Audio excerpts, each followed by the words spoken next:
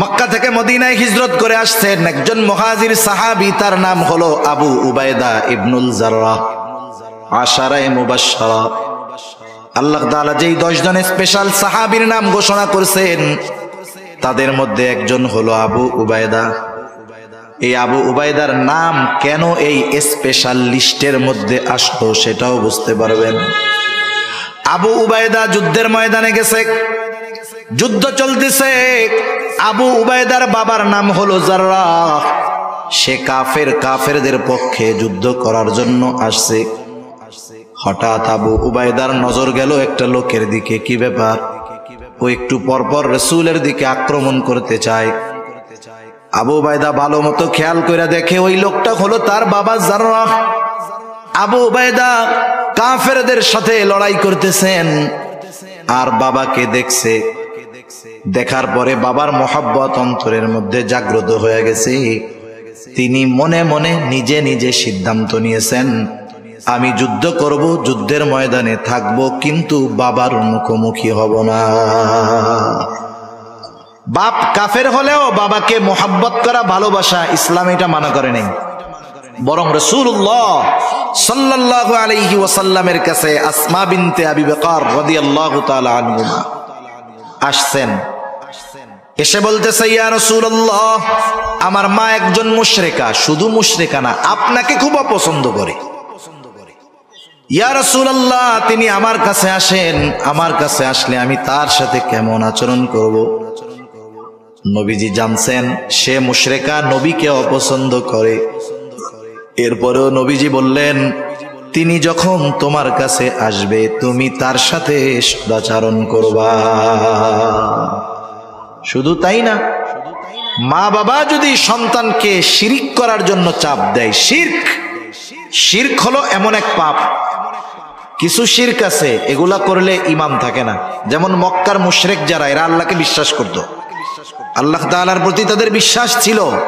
কোরআনুল কারীমে অনেক আয়াত আছে, যেমন আল্লাহ তাআলা এক জায়গায় বলেন, ওয়ালা ইন সাআলতাহুম মান খালাকাস সামাওয়াতি ওয়াল আরদ লা ইয়াকুলুন্নাল্লাহ। আল্লাহ তাআলা বলেন, আপনি যদি তাদেরকে জিজ্ঞাসা করেন মান খালাকাস সামাওয়াতি ওয়াল আরদ, আসমান এবং জমিনের স্রষ্টা কে, মক্কার মুশরিকদেরকে এই প্রশ্ন করলে তারা বলবে, কি বলবে? লা ইয়াকুলুন্নাল্লাহ, অবশ্যই অবশ্যই আসমান জমিনের স্রষ্টা কে। মক্কার মুশরিকরা আল্লাহকে বিশ্বাস করত, কিন্তু কিছু শিরকের কারণে তারা বেঈমান, তাদের ঈমান শেষ। মনিটরের আওয়াজ আরো ছাড়তে হবে। তা দেখেন, কাফেরও যদি হয় মা বাবা, ভালোবাসাতে দোষের কোনো কিছু নাই। আবু উবাইদা চিন্তা করছে, বাবা লুকায় লুকায় থাকি, মুখোমুখি হব না। যুদ্ধ চলতেছে। আবু উবাইদার বাবা জাররাহ চিন্তা করতেছে নবীজির উপর আক্রমণ করবে। যাই হোক, আবু উবাইদা যখন 2-3 বার দেখছে বাবা তো নবীর উপরে আক্রমণ করতে চায়, একটু আগে বাবাকে দেখা মোহাব্বত লাগছে ঠিক, কিন্তু বলেন তো, ওই বাবার প্রতি মোহাব্বত যতই হোক না কেন, ওই বাবা যদি নবীর উপরে আক্রমণ করে, কোন সাহাবীর অন্তরে ওই বাবার মোহাব্বত থাকবে নাকি? উনি প্রচন্ড বিরক্ত হয়ে গেছেন। এইবার যখন বাবা রাসূলুল্লাহ সাল্লাল্লাহু আলাইহি ওয়াসাল্লামের দিকে আসতেছেন, এইবার আর কিছু করেন নাই, নিজের তরবারিটা নিয়ে এক কোপ দিয়া বাবার দেহ থেকে মাথাটা আলাদা করে দিয়েছে। যুদ্ধ শেষ হয়ে গেল, কাফেররা রটায় দিচ্ছে, দেখ মুহাম্মদ পোলারে দিয়া বাপরে হত্যা করায়। কাফেররা রটায় দিয়েছে, দেখ মুহাম্মদ ছেলেকে দিয়ে বাবাকে হত্যা করায়। নবীজি চুপ, কিছুই বলেন না, কারণ এইরকম ইতিহাস, এইরকম ঘটনার সম্মুখীন তো আগে তিনিও হন নাই। দুনিয়ার মানুষ খারাপ বলতেছে, সি বলতেছে, কিন্তু আসমানের মালিক ওহী নাজিল করে জানায় দিলেন, ও আমার হাবিব, দুনিয়ার মানুষ যাই বলুক না কেন, আমি আল্লাহ আবু উবাইদার অন্তরের খবর জানি। এই জন্যই আল্লাহ তাআলা এই ঘটনা সহ আরো কয়েকটা ঘটনাকে কেন্দ্র করে আবু উবাইদার প্রশংসা করে আল্লাহ তাআলা এই আয়াত নাজিল করেছে। আল্লাহ তাআলা বলতেছেন, লা তাজিদু কওমান ইউমিনুনা বিল্লাহি ওয়াল ইয়াউমিল আখির ইউআদ্দুনা মান হাদ্দাল্লাহা ওয়া রাসূলাহু। আল্লাহ তাআলা বলেন, যারা আল্লাহর প্রতি আখিরাতের প্রতি ঈমান এনেছে, এমন কওম যারা, এমন সম্প্রদায় যারা, আপনি তাদেরকে কখনো এমন অবস্থায় পাবেন না, ইউআদ্দুনা মান হাদ্দাল্লাহা ওয়া রাসূলাহু, যারা আল্লাহ এবং রাসূলের প্রতি শত্রুতা পোষণ করে, ওই ব্যক্তিগুলো, ওই মুমিনগুলো তাদেরকে ভালোবাসে, এমন অবস্থায় কখনো পাবেন না। সোজা কথা হলো, আল্লাহর প্রতি আখিরাতের প্রতি যারা বিশ্বাস স্থাপন করে, তারা আল্লাহ এবং রাসূলের প্রতি যারা শত্রুতা পোষণ করে, তাদের সাথে কখনো ভালো সম্পর্ক রাখে না। এখন ওই আল্লাহ রাসূলের বিদ্বেষকারী, ওয়ালাউ কানু আবাআহুম, আল্লাহ এবং রাসূলের এই দুশমন যদি মুমিনের বাবাও হয়, আও আবনাআহুম, যদি মুমিনের ছেলেও হয়, আও ইখওয়ানাহুম, মুমিনের ভাইও যদি হয়, আও আশিরাতাহুম, এক কথায় জ্ঞাতি গোষ্ঠী সে যে হয় হোক, আল্লাহ এবং রাসূলের দুশমন যদি মুমিনের বাবাও হয়, মুমিন ওই বাপকে ছেড়ে দেয় না, সন্তানকে ছেড়ে দেয় না, ভাইকে ছেড়ে দেয় না, নিজের জাতি গোষ্ঠীর কাউকে ছেড়ে দেয় না। আল্লাহ এবং রাসূলের মহব্বতকে প্রাধান্য দিয়ে বাবার বিরুদ্ধে যদি অস্ত্র ধারণ করতে হয়, এই মানুষগুলো আল্লাহ এবং রাসূলের মহব্বতে বাবার বিরুদ্ধে দাঁড়িয়ে যায়। গোটা দুনিয়া একদিকে, আল্লাহ এবং তার রাসূল আর একদিকে, এক্ষেত্রে কারো সাথে তারা পরোয়া করে না। এ বিষয়টা বলা যত সহজ, বাস্তবে তত কঠিন। এ কঠিন জিনিসটাকে তারা নিজেদের সাধ্যে কেন আনতে পারছে? আল্লাহ বলতেছেন, কারণ হলো উলাইকা কাতাবা ফি কুলুবিহিমুল ঈমান ওয়া আইয়াদাহুম বিরূহিম মিন, তাদের অন্তরের মধ্যে ঈমানকে দৃঢ় করে দেওয়া হয়েছে। ওয়া আইয়াদাহুম বিরূহিম মিন, রূহ শব্দের লম্বা ব্যাখ্যা ওইদিকে যাব না। তাদের হাতকে বিশেষ শক্তি দ্বারা শক্তিশালী করা হয়েছে। এইবার এই মানুষগুলো যারা আল্লাহ এবং রাসূলের মহব্বতে বাবা ভাই সন্তানের বিরুদ্ধে আচরণ করে, এদের শেষ পরিণাম কেমন হবে? আল্লাহ তাআলা বলেন, ওয়ায়ুদখিলুহুম জান্নাতিন তাজরি মিন তাহতিহাল আনহারু খালিদিনা ফিহা, তাদেরকে প্রবেশ করানো হবে এমন জান্নাতে, যেই জান্নাতের পাদদেশ দিয়ে আছে প্রবাহিত নহর। দেখেন কেমন প্রশংসা সাহাবাদের ব্যাপারে আল্লাহ তাআলা করতেছেন। আল্লাহ তাআলা এরপরে বলেন, রাদিয়াল্লাহু আনহুম ওয়া রাদু আন, আল্লাহ তাআলা এমনটা বলেন নাই যে তারা আমার উপরে সন্তুষ্ট, আমি তাদের উপরে সন্তুষ্ট, এটা বলেন নাই। আগে বলছেন রাদিয়াল্লাহু আনহুম, তাদের ব্যাপারে মানুষ যা বলে বলুক, আল্লাহ তাদের উপরে সন্তুষ্ট। সুবহানাল্লাহ। আল্লাহ আগে বলতেছে, আগে আমি সন্তুষ্ট তাদের উপরে। আল্লাহ তাআলা বলেন রাদিয়াল্লাহু আনহুম ওয়া রাদু আন, আল্লাহ তাআলা তাদের উপরে সন্তুষ্ট, তারাও আল্লাহর উপরে সন্তুষ্ট। এই যে বাবার বিরুদ্ধে কঠোর, সন্তানের বিরুদ্ধে কঠোর, ভাইয়ের বিরুদ্ধে কঠোর, এই মানুষগুলো কারা? আল্লাহ তাআলা বলেন, উলাইকা হিজবুল্লাহ, এই গুণে গুণান্বিত মানুষগুলাই হলো আল্লাহর দলের লোক। আর আল্লাহ তাআলা বলেন, আলা ইন্না হিজবাল্লাহি হুমুল মুফলিহুন, আর আল্লাহর দলের লোক যারা, আল্লাহ তাআলা বলেন সফল হলো তারা। আমাদের দেশে গোটা দুনিয়ার মধ্যে মসজিদ গুলাতে দৈনিক 5 বার আজান হয় কি হয় না? এই আজান দেয় মুয়াজ্জিন। আমরা যদি মনে করি মুয়াজ্জিনকে বেতন দিয়ে রেখেছি, মুয়াজ্জিনের কাজ হইল আজান দেওয়া, এটা যদি মনে করি এটা আমাদের বড় ভুল হবে। মুয়াজ্জিন সে হলো আল্লাহ তাআলার মুখপত্র, প্রেস সচিব। আল্লাহ তাআলার মুখপত্র, প্রেস সচিব। এই জন্য কোন ব্যক্তি যদি ইখলাসের সাথে মুয়াজ্জিনি করে, কিয়ামতের দিন হাদিসের মধ্যে আসছে আল্লাহ তাআলা তার ঘাড়টাকে লম্বা বানায় দিবে। কিয়ামতের মানুষ বুঝতে পারবে এই ব্যক্তি দুনিয়ার মধ্যে মুয়াজ্জিন ছিল। এখন এই মুয়াজ্জিন আমাদেরকে কার দিকে ডাকে বলেন তো? আল্লাহর দিকে ডাকে। আল্লাহ তাআলা সেই কথা স্মরণ করায় দেন। আল্লাহ তাআলাও বলেন, ওমান আহসানু কওলাম মিম্মান দাআ ইলাল্লাহ, তার চাইতে উত্তম আহ্বানকারী আর কে আছে যে মানুষকে আল্লাহর দিকে ডাকে? মুয়াজ্জিন দৈনিক 5 বার আযান দেওয়ার মাধ্যমে আমাদেরকে আল্লাহর ঘরের দিকে ডাকে। আযান যখন দেয় আমরা বুঝি আমাদেরকে যেতে হবে কার ঘরে? আরো জোরে বলেন না, কার ঘরে? বলেন তো, কারো ঘরে কারো অনুমতি ছাড়া ঢোকা জায়েজ আছে নাকি? ওয়াজ খালি আমরা শুনি, কিন্তু ওয়াজ নিয়ে ফিকির করি না, চিন্তা করি না। ঘর হলো আল্লাহর, ডাকতেছে মুয়াজ্জিন। তার মানে মুয়াজ্জিনকে আল্লাহর ঘরে ডাকার অনুমতি আল্লাহ তাআলা দিবেন, ঠিক কিনা বলেন? তাহলে যদি সহজ কথায় বলি, এই ডাকটা মূলত মুয়াজ্জিনের না, ডাকটা কার? আপনার কাছে আপনার এলাকার সম্মানিত চেয়ারম্যান সাহেব অথবা এমপি সাহেব একজন লোক পাঠায় বলছে যে ভাই, এমপি সাহেব আপনাকে ডাকছে, আমাকে ডাকতে বলছে। বলেন তো, ওই লোকটা যত ছোট হোক, সামাজিকভাবে তার যত সম্মান কম হোক না কেন, আমি আপনি যদি ওই লোকের কথাটাকে ফিরায়া দেই, তার কথা ফেরানো হবে না, বরং এমপি সাহেবের কথা ফিরায়া দেওয়া হবে। মুয়াজ্জিন সে যে হয় হোক, ডাকতেছে আল্লাহর দিকে, আল্লাহর আদেশে সে ডাকতেছে।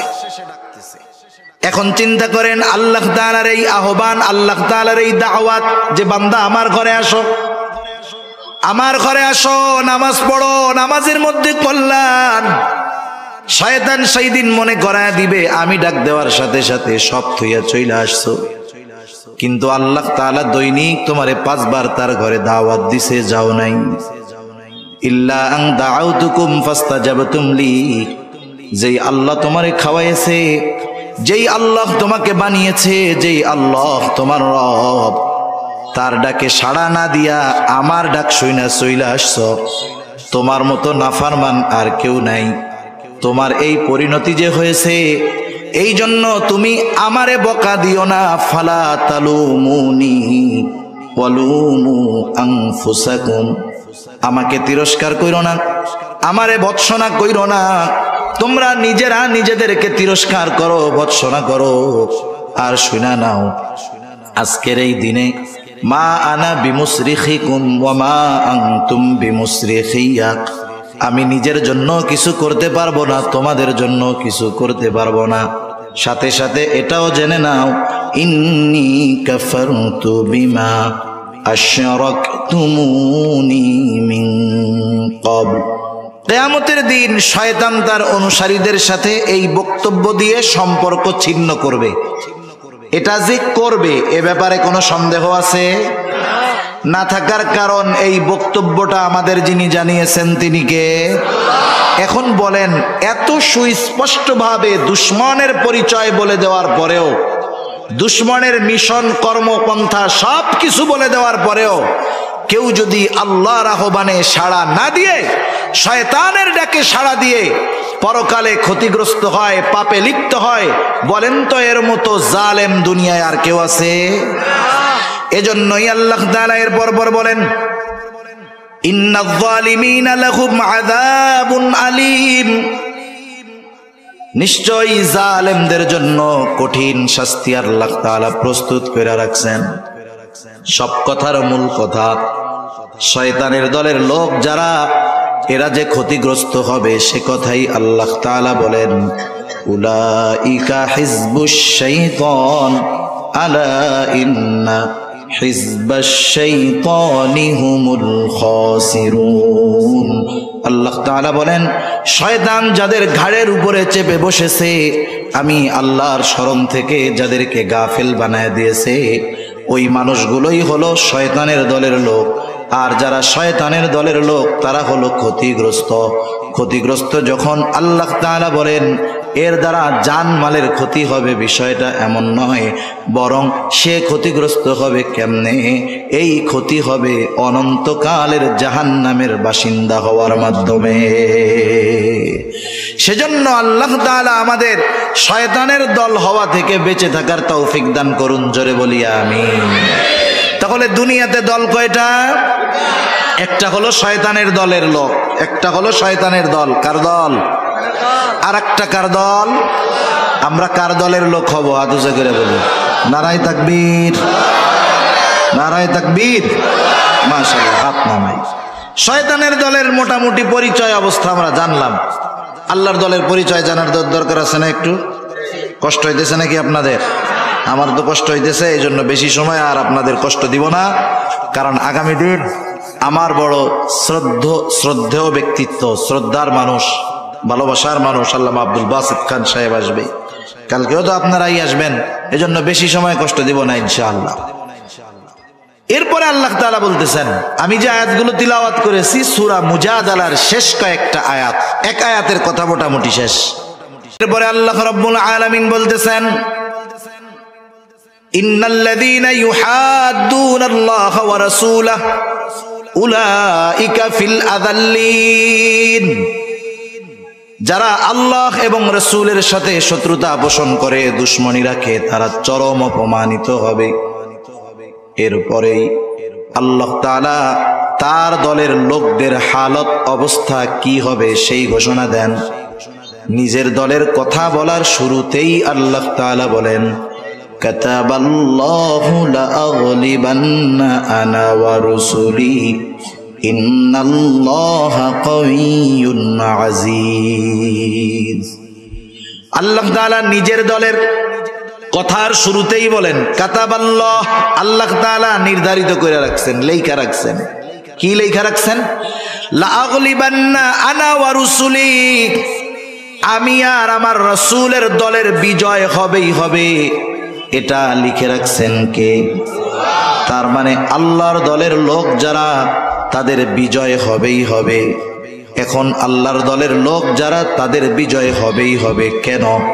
কারণ ইন্নাল্লাহা কাওয়িয়্যুন আজিজ, আল্লাহ তাআলা হলেন মহাশক্তিশালী, মহাপরাক্রমশালী।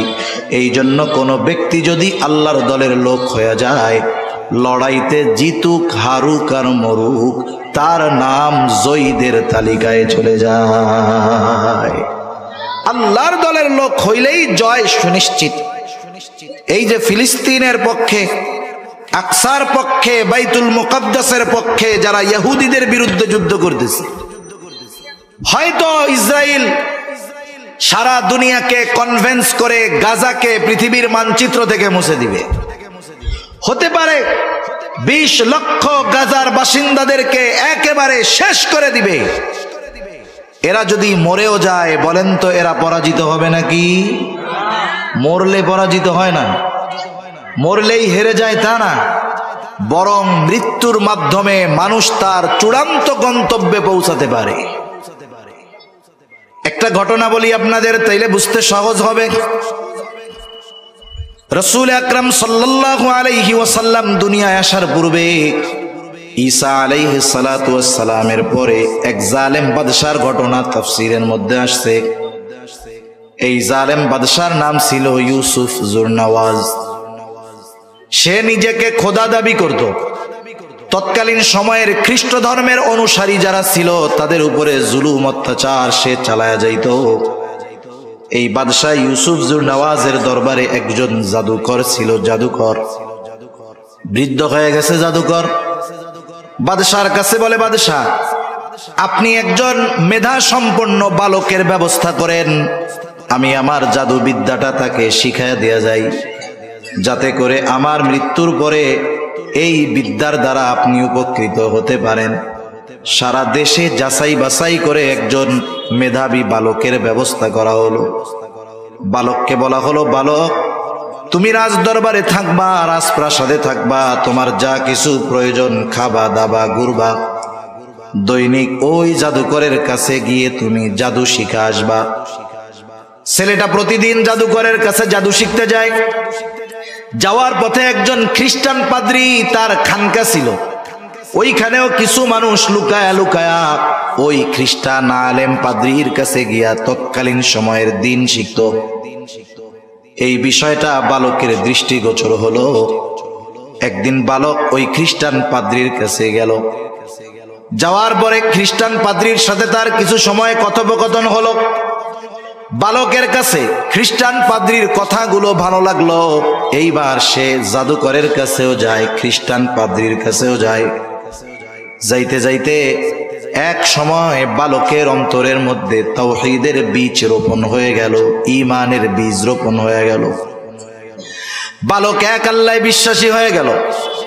কিন্তু যেহেতু রাজার দরবারে থাকে, জাদুকরের কাছে যাওয়া লাগে, একটু যায়। এভাবে চলছে কিছুদিন। হঠাৎ একদিন বালকটা যখন রাজ দরবার থেকে বের হয়ে জাদুকরের ঘরের উদ্দেশ্যে রওনা দিল, দেখতেছে রাস্তার মধ্যে একটা বাঘ শুয়ে আছে, জ্যান্ত বাঘ। বাঘের ভয়ে লোকজন চলাচল করতে পারে না।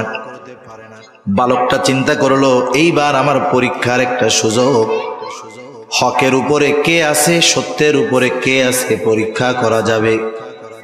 এইবার বালক হাতের মধ্যে ছোট্ট একটা পাথর নিয়ে আল্লাহ তাআলার কাছে বলে, আল্লাহ, কে হকের উপরে আছে জানি না, তবে এই পাদ্রী যদি হকের উপরে থাকে, এই পাথরের আঘাতে যেন বাঘটা মারা যায়।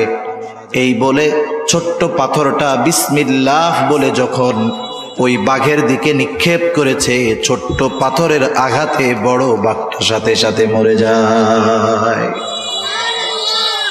বালকের ইয়াকিন পূর্ণ হয়ে গেছে। মনে রাখবেন, অনেক সময় অনেক কিছু আছে। যেমন ইব্রাহিম আলাইহিস সালাম প্রশ্ন করছে, আল্লাহ আপনি মৃত্যুকে জিন্দা কেমনে বানাইবেন? আল্লাহ তাআলা বলছে, বিশ্বাস হয় না?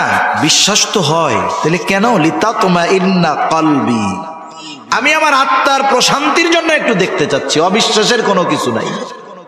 বালকের বিশ্বাস পূর্ণ হয়েছে, তবে ইতমিনানের জন্য সেইটা পরীক্ষা করছে। যখন সবকিছু কমপ্লিট, এইবার গেছে পাদ্রীর কাছে। পাদ্রীর কাছে গিয়ে বলতেছে, এই ঘটনা, আমি এটা করছি আর এটা হয়েছে। পাদ্রী বলতেছে, বালক তুমি তো কামেল হয়ে গেছো, ঈমান পরিপূর্ণ হয়ে গেছে, অচিরেই তোমাকে পরীক্ষার সম্মুখীন হওয়া লাগবে, মুসিবত তোমার দেখা দিবে। তখন যদি তুমি বিপদে পড়ো, মুসিবতে পড়ো, খবরদার আমার নামটা প্রকাশ করো না, গোপন রাখো। যাই হোক, আতর তো এমন এক জিনিস, এটা যতই লুকায় রাখেন, বাহির করলে ঘ্রাণ বের হবে কি হবে না? ঈমানের ঘ্রাণ, সুঘ্রাণ, এটাকে লুকায় রাখা যায় না। ঈমানের সুবাস বাতাসের মধ্যে ছড়ায়া যায়। বালকের খবর তো এখনো পৌঁছায় নাই বাদশার কাছে, কিন্তু ওই বালক রাজ দরবারে যখন থাকতো, বালকের সাথে একজন উজির সময় দিত, যে ছিল অন্ধ, দুই চোখে দেখে না। বালকটা এবার উজিরে বলতেছে, কথায় কথায় তো জানছে। উজির হয়তো বলতো, আমার চোখ দুইটা যদি ভালো হইতো, কতই না ভালো হইতো, দুনিয়াটা দেখতে পারতাম। বালক এইবার উজিরকে বলে, উজির তোমার চোখ ভালো হয়ে যাবে, কে ভালো করবে? বালক বলে, আল্লাহ ভালো করবে, তবে শর্ত হইল আল্লাহর প্রতি ঈমান আনতে হবে। বলে ঠিক আছে, রাজি। এইবার বালক দোয়া করল, অন্ধ উজির দৃষ্টি শক্তি ফিরে পাইল, ঈমান আনলো উজির। পরের দিন সকাল বেলায় যখন রাজ দরবারে গেছে, এতদিন তো ছিল অন্ধ, এখন চোখে দেখে। বাদশাহ জিজ্ঞাসা করতেছে, কি ব্যাপার, তুমি না কানা ছিলা, অন্ধ ছিলা, ভালো হইলা কেমনে? উজির এবার বলতেছে, আমাকে ভালো করছে আমার আল্লাহ। বাদশাহ বলে, কি বলিস? আমি হইলাম তোর আল্লাহ? কোন আল্লাহ তোরে ভালো করলো ক? এইবার উজিরের উপরে জুলুম অত্যাচার। উজির জুলুম অত্যাচারের তীব্রতায় বলে দিল, এই বালক এইভাবে আমার চোখ ভালো করছে, বালকের হাত ধইরা আমি ঈমান আনছি। বাদশাহ বুঝতে পারলো কাজ সারা। আমাদের অঞ্চলের ভাষায় বলে দুধ কলা দিয়া সাপ পুষছি, কারে এতদিন রাজ দরবারে বসাইয়া খাওয়াইলাম, এ দেখি আমার বড় দুশ্মনে পরিণত হয়ে গেছে। রাজা বুঝতে পারলো, বাদশাহ বুঝতে পারলো, আমার খোদাই দাবির সবচাইতে বড় বাধা হয়ে দাঁড়াবে এই বালক। আল্লাহ তাআলা তো পারেন, আল্লাহ তাআলা পারেন। ফেরাউনের ঘরে আল্লাহ তাআলা মুসা আলাইহিস সালামকে লালন পালন করাইছেন। এইবার বালকের উপরে খেপা বাদশাহ কয়েকজন লোকরে বলছে, যাও এই বালককে নিয়ে উঁচু পাহাড়ের উপর থেকে ধাক্কা দিয়া ফালায় দাও, যাতে করে পাহাড় থেকে পড়ে পাথরের আঘাতে ছিন্ন বিচ্ছিন্ন হয়ে যায়, যাও ফালায় দাও। কয়েকজন লোক বালকরে নিয়ে পাহাড়ের উপরে গেছে। আল্লাহ তাআলার কুদরত, পাহাড়ের মধ্যে কম্পন সৃষ্টি হয়ে গেছে। পাহাড় কম্পন হওয়ায় সাথে যারা গেছে তারা সব পড়ে মরে শেষ। আল্লাহ তাআলা বালককে হেফাজত করেছেন। সুস্থ অবস্থায় বালক রাজার দরবারে হাজির। রাজা জিজ্ঞাসা করে, ওরা কোথায়? বলে, ওরা সব শেষ। তুমি বাঁচলা কেমনে? বলে, আমাকে বাঁচিয়েছেন আমার আল্লাহ। যেই বেটা নিজে খোদা হইতে চায়, ওর সামনে যদি আর একজন আল্লাহর কথা বলে, ওর খুব ভালো লাগবে না? ভালো লাগবে। ওই আল্লাহ শব্দটা ওর বুকে তীরের মতো যায় লাগতেছে। এইবার আর এক গ্রুপে বলছে, যা একে গভীর সমুদ্রের মধ্যে নিয়ে গিয়ে ফালায়া দিবি। মনিটরের আওয়াজটা একটু ছেড়ে দিতে বলেন। বলতেছে, যা একে গভীর সমুদ্রে নিয়ে ফালায়া দিবা, যাতে সমুদ্রের যেই প্রাণীগুলো আছে তাকে খেয়ে ফেলে, ওর মৃত্যু হয়ে যায়। এইবার একদল মানুষ নৌকায় করে বালকটাকে দরিয়ার মাঝে নিয়ে গেল। আল্লাহ তাআলা বাতাস উঠায়া দিলেন। বাতাসে সমগ্র নৌকা উল্টে পুল্টে শেষ। সাথে যারা গেছে এরা দরিয়ায় ডুবে মারা যায়। আল্লাহ তাআলা বালককে হেফাজত করেছেন। বালক সুস্থ অবস্থায় বাদশার দরবারে হাজির। বাদশাহ বলতেছে, কি ব্যাপার? তোমার সাথে যাদেরকে পাঠাইলাম তারা কোথায়? বলে, তারা সব শেষ। তুমি বাঁচলা কেমনে? বলে, আমাকে বাঁচিয়েছেন আমার আল্লাহ। বাদশার সাথে বালকের এই লড়াই, এ খবর গোটা দেশের মানুষ জেনে গেছে যে এরকম একটা ছোট্ট বালক, তার সাথে বাদশার এই লড়াই, বাদশা তার বাহিনী সহ তারে মারতে পারতেছে না। এইবার ওই বালকটা বাদশাকে বলে, বাদশাহ, তোমার যেহেতু আমাকে মারার এত শখ, তুমি তোমার নিজের পদ্ধতি অবলম্বন করে আমাকে মারতে পারবা না। আমাকে যদি মারতে চাও, আমি যেই পদ্ধতি বইলা দিব সেই পদ্ধতি অবলম্বন করলে মারতে পারবা।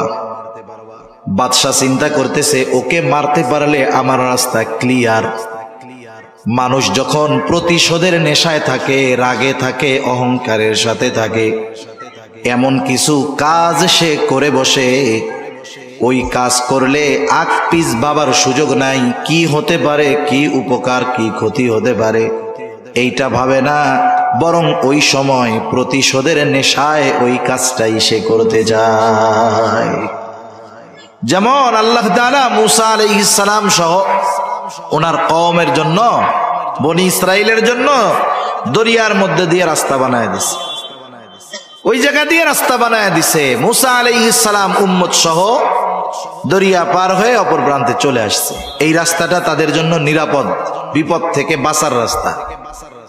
ফেরাউন যখন আইসা দেখে কত সুন্দর রাস্তা, এতটুকু উপলব্ধি তার মধ্যে থাকতে হবে যে এ রাস্তা তো আল্লাহ দিয়েছেন বনি ইসরাইলের জন্য, এটা দিয়ে তারা বিপদ থেকে বাঁচলো। এই রাস্তায় গেলে আমাদের জন্য আপদ না, বরং বিপদ হইতে পারে। কিন্তু প্রতিশোধের নেশা ফেরাউনকে সব ভুলাইয়া দিছে। এবার বাহিনী সৈন্য সামন্ত নিয়ে রাস্তায় রওনা দিছে। মাঝ দরিয়ায় পৌঁছায়ছে। যাদের জন্য রাস্তা বানানো হয়েছিল তাদের ব্যবহার শেষ, এবার আর রাস্তার দরকার নাই। আল্লাহ তাআলা সমুদ্রকে আগের অবস্থায় ফিরিয়ে দিয়েছেন। দুই পাশে পাহাড় সাদৃশ্য উঁচু দেয়ালের মতো হয়ে গেছে সমুদ্র। একসাথে উপর থেকে যখন পানিতে চাপা দিছে, সবগুলো একসাথে শেষ। বাদশা চিন্তা করতেছে, একে মারতে পারলেই তো রাস্তা ক্লিয়ার। কেমনে মারা যাবে বলো? বালক বলতেছে, শোনো, সারা দেশের মধ্যে এলান করে দাও, নির্ধারিত দিনে সারা দেশের মানুষ সব একত্রিত হবে, কেউ বাসায় থাকতে পারবে না। ওই দিন সব মানুষ উপস্থিত হবে, তাদের মধ্যে আমি থাকব। তোমার জল্লাদ আমার দিকে তীর মারবে, তবে শর্ত হলো তীরটা মারতে হবে বিসমিল্লাহি রব্বিল গোলাম, এই শব্দ উচ্চারণ কইরা, তাহলে তোমার মনোবাসনা পূরণ হবে। বাদশাহ ইউসুফ জুরনাওয়াত সারা দেশে ঘোষণা করে দিয়েছে, সব মানুষ নির্ধারিত দিনে উপস্থিত। দুগ্ধপোষ্য শিশুকে নিয়ে তার মা উপস্থিত, বৃদ্ধ আবাল বনিতা, যুবক যুবতী, কিশোর কিশোরী সব উপস্থিত। দুনিয়ার মানুষ বাঁচতে চায়, আর এই বালকটা মরতে চায়। আবার বাদশার নির্দেশ, সকলে হাজির হয়ে গেল।